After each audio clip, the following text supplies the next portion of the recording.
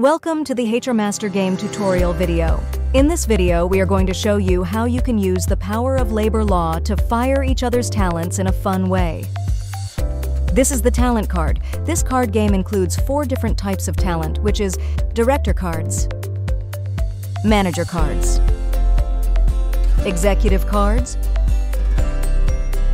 and staff cards. In this card game, the director card holds the highest authority during major and minor misconduct scenarios, granting it the power to dismiss any talent card on the table. Following the director card, the manager card holds the second highest power in the game. While it can dismiss any card except for the director card due to the director's superior rank, the manager card can only dismiss talent cards that are ranked below the talents already in play on the table. The executive card holds the second lowest rank in this card game. Its authority is limited to dismissing only the staff card. At last, the staff card. This card has the lowest position among all the talent cards. The staff card is only able to fire other staff on the table.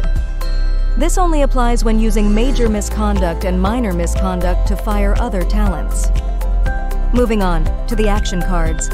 There are 10 different types of action cards, which are major misconduct, minor misconduct, labor law, which includes show cause letter, warning letter, and domestic inquiry. Next up is compulsory action. You need to use this card the moment you draw it. You are not allowed to have a compulsory card in your hand.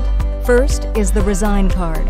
This card allows you to fire any of your opponent's talent cards. Next is the hiring card. This card allows you to draw a card from the talent card deck and add it into your own talent card lineup. The following card is the garden leave card. This card allows you to choose one of your opponents to skip their turn. At last is the swap talent card. This card allows you to choose one of your talent card and swap it with your opponent's talent card regardless of the position. This is the defend card. This card allows you to defend your talent cards when your opponent try to fire or swap your talent cards. You can also use this card to counter-defend your opponents until one of the players doesn't have any defend card left in their hand. So how do you play? All players are required to have 5 talent cards and 5 action cards at the start of the game.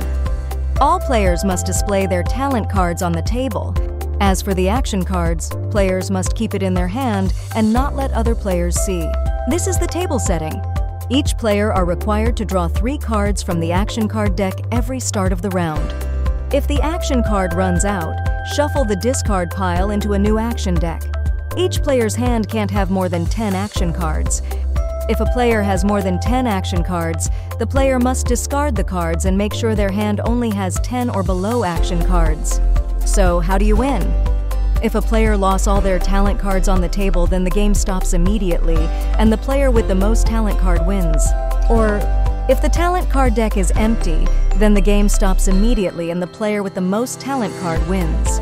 Or, if there are 2 players with the same amount of talent cards, the player with the higher position talent card will win the game. Now let's start the game.